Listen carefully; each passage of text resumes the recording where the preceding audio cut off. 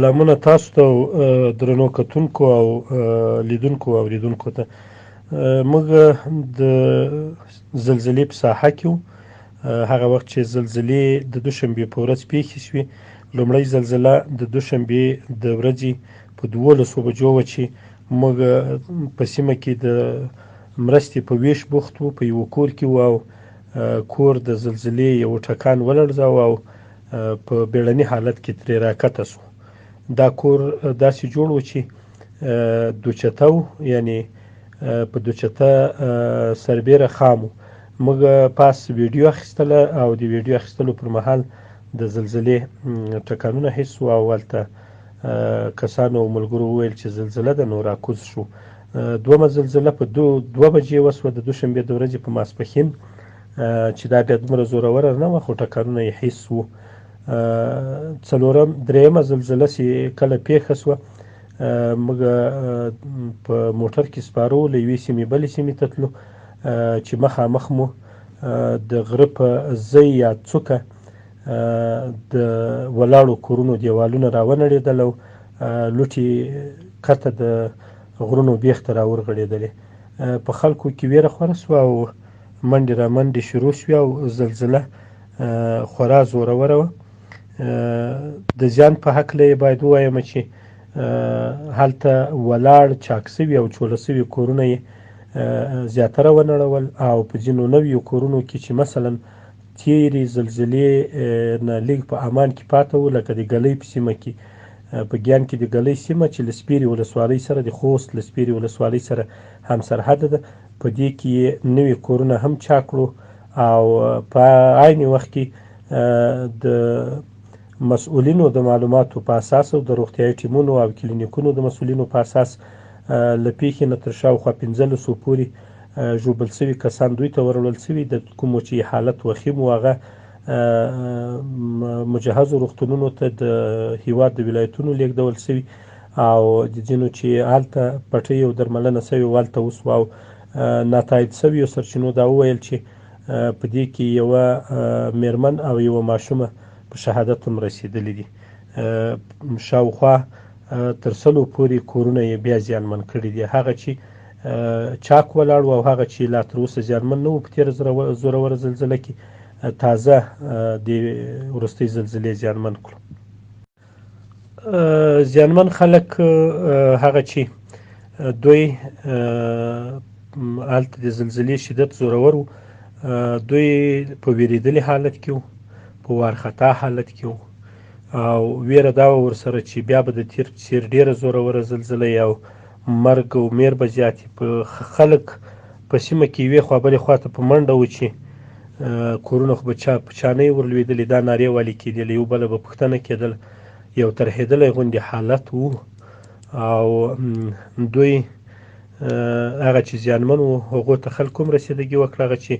مثلا له کورونو نه لرې وو. دلته خلکو اکثریتو کورونه پرېښول، راووتل. د ځینو کورونه چې له ما مخکې وویل دیوالونه یې چاک سوي وو، چولې مولې پکې پیدا وې، دوی کورونه لا له پخوا پرې ایښي دي. د کورونو په شاوخوا کې په خیمو کې اوس هغه چې مرستندویه ادارو او حکومت یې لاسنیوی کړی، په هغو کې اوس یې پختوپز او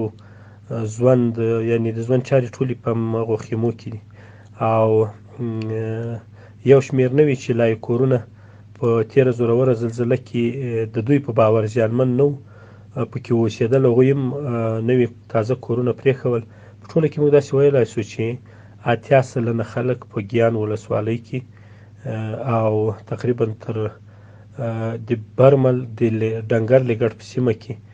له کورونو وتلي دي او خپل کورونه د اوسېدو نه دي، ویرېږي د بیا زلزلې د پیښېدو امکان اندېښمن کړي او هلته نه کې اوسي. او په عین وخت کې تاسو د مرستې یادونه کړې، هلته حکومت، مرستندویه ادارو او خیریه بنسټونو د خپل وس او توان په اندازه کومکونه کړي. د خلکو لومړني ضرورتونه حل دي، لکه مثلا د خیمو، د خوراک او څښاک، د صحي خدماتو، د په لږ شمېر کې د جامې د کور د فرش او ظرف دا ستونزې حل دي، خو د موسم په سړېدو او بدلېدو سره د دوی اندېښنې دا وي چې که د دوی کورونه پر خپل وخت ورته جوړ نشي یا مثلا د ژوند کولو اسانتیاوې ورته برابرې نشي، دوی به په راتلونکي کې له ګڼو ستونزو سره مخامخ شي. دغه اندېښنې زیاتې وي او خلکو دا غوښتنه لرله چې حکومت او نړیواله ټولنه هلته د جیولوجستانو ټیمونه ولېږي تر څو سیمه سروې کړي، معلومات وکړي چې په راتلونکي کې که د دومره لویو خطرونو د پیښېدو امکان وي، د دوی خواست او د دوی غوښتنې دا وي چې دوی ته د سیمې خلکو ته معلومات ورکړل سي، آګاه سي، پوه سي، یا سیمه پرېږدي او یا حکومت د دوی د ژوند کولو لپاره